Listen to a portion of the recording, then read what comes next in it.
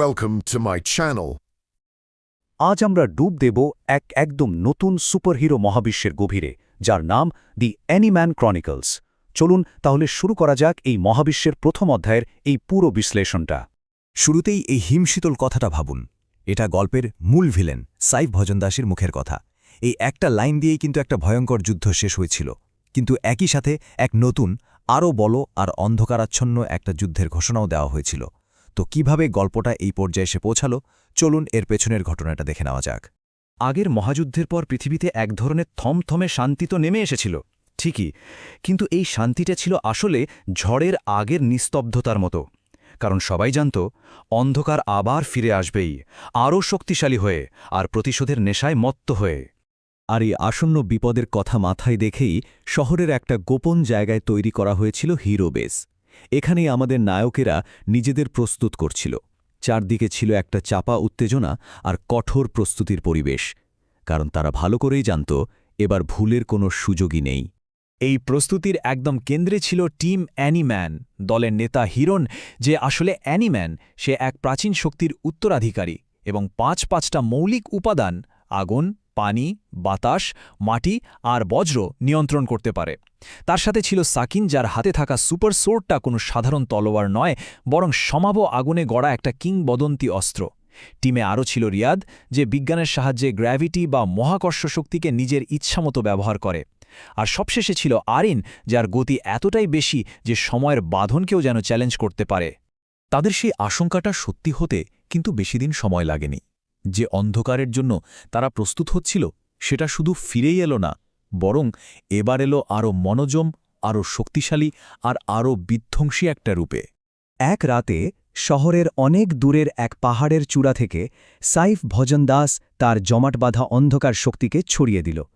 সেই শক্তিটা অনেকটা জীবন্ত সাপের মতো পুরো আকাশটাকে ঢেকে ফেলল, আর শহরের আলো একটা একটা করে নিভে যেতে থাকল। পুরো শহরটা ডুবে গেল ভয় আর চরম আতঙ্কে। এবার লড়াইটা একদম পরিষ্কার। একদিকে টিম অ্যানিম্যান আর অন্যদিকে সাইফ ভজনদাসের নতুন আর ভয়ঙ্কর টিম শ্যাডো কিলার, যে কিনা ছায়ার ভেতর থেকে আক্রমণ করে, ব্ল্যাক টাইরেন্ট, যে বিধ্বংসী ডার্ক এনার্জি নিয়ন্ত্রণ করে, আর ছিল ভয়েড মাস্টার, যে পোর্টাল তৈরি করে পুরো যুদ্ধক্ষেত্রকেই নিজের মতো করে সাজিয়ে নিতে পারে। মানে যুদ্ধের মঞ্চ একদম প্রস্তুত। আর এরপরই শুরু হলো সেই মহাযুদ্ধ। শহরের আকাশ দুই শক্তির সংঘর্ষে যেন একেবারে আর্তনাদ করে উঠল। একদিকে পৃথিবীকে বাঁচানোর এক মরিয়া লড়াই, আর অন্যদিকে সবকিছুকে চিরদিনের মতো অন্ধকারে ডুবিয়ে দেওয়ার একটা অশুভ পরিকল্পনা। যুদ্ধের শুরুতেই মুখোমুখি হল রিয়াদ আর ব্ল্যাক টাইরেন্ট। ব্ল্যাক টাইরেন্ট যখন একের পর এক শক্তিশালী এনার্জি বোমা ছুটছিল, রিয়াদ তখন তার গ্র্যাভিটি ফিল্ড তৈরি করে সেই বোমার গতিপথই পাল্টে দিচ্ছিল। মানে এটা ছিল স্রেফ শক্তির বিরুদ্ধে নিখুঁত কৌশলের এক অসাধারণ লড়াই। অন্যদিকে সাকিন তার জ্বলন্ত সুপার সোর্ড নিয়ে মুখোমুখি হল ছায়ার আততায়ী শ্যাডো কিলারের। তাদের দুজনের তলোয়ারের সংঘর্ষে আকাশ জুড়ে যেন আগুনের ফুলকি নয়, রীতিমতো বজ্রপাত হচ্ছিল। এটা ছিল দুই সেরা যোদ্ধার এক মারাত্মক আর ছন্দময় ডুয়েল।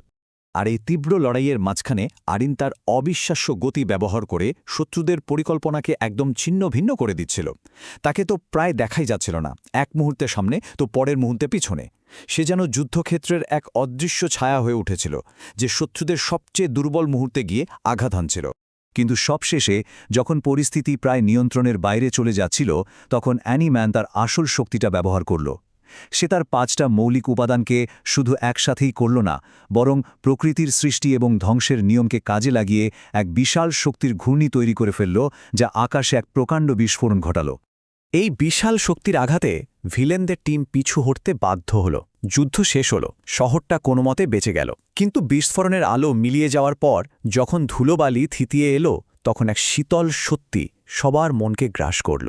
এই বিজয়টা আসলে সম্পূর্ণ নয়। প্রশ্নটা হলো, এই বিজয়ের পর অন্ধকার কি আসলেই শেষ হয়ে গেল, নাকি এটা ছিল আরও বড় কোনো ঝড়ের পূর্বাভাস? আর উত্তরটা এলো খোদ সাইফ ভজনদাসের কাছ থেকেই। সে অন্ধকারের মধ্যে দাঁড়িয়ে হাসছিল, আর তার কথাগুলোই বুঝিয়ে দিচ্ছিল যে এটা শেষ নয়, বরং এক নতুন আরও ভয়ঙ্কর অধ্যায়ের শুরু। সে আরও বড় আর শক্তিশালী দল নিয়ে ফিরে আসার প্রতিজ্ঞা করে চলে গেল। আর ঠিক তখনই সেই অন্ধকার থেকে সামনে এগিয়ে এলো এক নতুন আরও ভয়ঙ্কর প্রতিপক্ষ, ডুম স্ট্রাইকার, যার একটাই উদ্দেশ্য অ্যানিম্যানের টিমকে চিরতরে ধ্বংস করে দেওয়া, এবং সে সরাসরি সেই চ্যালেঞ্জ ছুড়ে দিল। আর এই একটা ঘটনাই আমাদের গল্পের প্রেক্ষাপটকে পুরোপুরি বদলে দিল।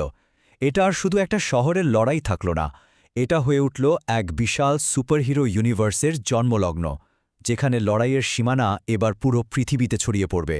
তাহলে মূল বিষয়গুলো কি দাঁড়ালো? প্রথমত, এটা ছিল এক আসন্ন মহাযুদ্ধের মাত্র প্রথম ধাপ। পৃথিবীর বিভিন্ন প্রান্তে এখন নতুন নতুন সুপারহিরো আর সুপারভিলেন জেগে উঠছে, আর তার মানে হলো সামনে আরও অনেক বড় আর কঠিন লড়াই অপেক্ষা করছে। সোলা কথায়, অ্যানিম্যান ইউনিভার্সের যাত্রাটা সবে শুরু হলো। শেষ প্রশ্নটা হলো, একদিকে যখন অন্ধকার আরও শক্তিশালী হচ্ছে আর অন্যদিকে নতুন হিরোরা জেগে উঠছে, এই বিশাল মহাবিশ্বের জন্য, এই অকল্পনীয় লড়াইয়ের জন্য আমাদের এই পৃথিবী কি আদৌ প্রস্তুত? উত্তরটা না হয় ভবিষ্যতের হাতেই তোলা থাকল।